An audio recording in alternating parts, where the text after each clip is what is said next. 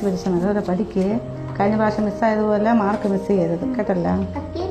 സുനിതേ, ഈ മാസത്തെ ചിലവ് പോയിട്ട് ബാക്കി പൈസ 25,000 രൂപ ഉണ്ട്, ബിയറെല്ലാം ഉണ്ട് പോയി.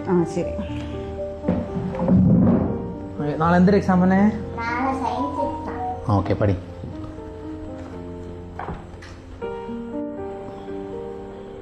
അണ്ണാ ബാശ്വതി ബായി.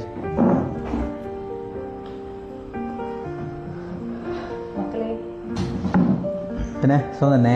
ഓ അണ്ണ സുഖം. അണ്ണന് സുഖം തന്നെ? ഓ സുഖം. മോഹൻ എന്തോ വല്ലാതിരിക്കണ? അണ്ണ എനിക്ക് 5,000 രൂപ താങ്ങണം പിള്ളേക്ക് സ്കൂൾ ഫീസ് അടയ്ക്കാൻ. സ്കൂൾ ഫീസ് അടയ്ക്കാനാ? 5,000 രൂപ? ഞാൻ തരാമേ.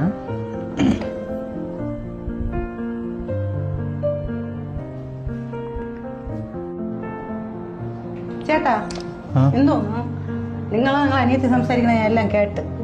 അവൾക്ക് ഇതൊരു സുഖേട്. എല്ലാ മാസവും 2-3 പ്രാവശ്യം വരണത്, വന്ന് പൈസ വാങ്ങിച്ചിട്ട് പോണത്. സ്കൂൾ ഫീസ് അടയ്ക്കാനൊക്കെ അങ്ങനെ പാവമല്ലേ? വേണ്ട, കൊടുക്കണ്ട. എത്ര പ്രാവശ്യം കൊടുക്കും?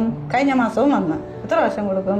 എനിക്കില്ലെന്ന് പറയാൻ പറ്റൂല. ഞാൻ ഒരു കാര്യം പറയണ, മര്യാദകളെ പറഞ്ഞു. നിങ്ങൾ പറഞ്ഞു വിടണം, ഞാൻ പറഞ്ഞു കേട്ടാ. മര്യാദയ്ക്ക് ഇരിക്കണേ ഇരുന്നു. അപ്പം നീയെ പറ.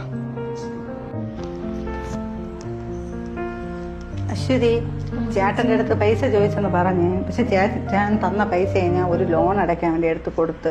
അത് ചേട്ടൻ അറിഞ്ഞുകൂടായിരുന്നു അശ്വതി. വേറെ ഒരു പൈസയും ഇല്ല അശ്വതി. ഒന്നും വിചാരിക്കല്ലേ, ഇതെങ്കിൽ ഉറപ്പായിട്ട് തന്നിരിക്കും.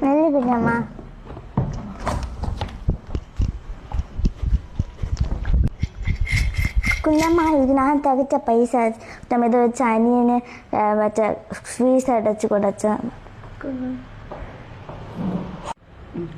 അമ്മ, കുഞ്ഞമ്മക്ക് കഷ്ടമായിണ്ടല്ലേ അമ്മ കേട്ടെ. നമ്മൾക്ക് ഇപ്പൊ ഇരുന്നല്ല കൊടുത്തിരിക്കാറില്ല അമ്മ. സാറേ ചെല്ലാം.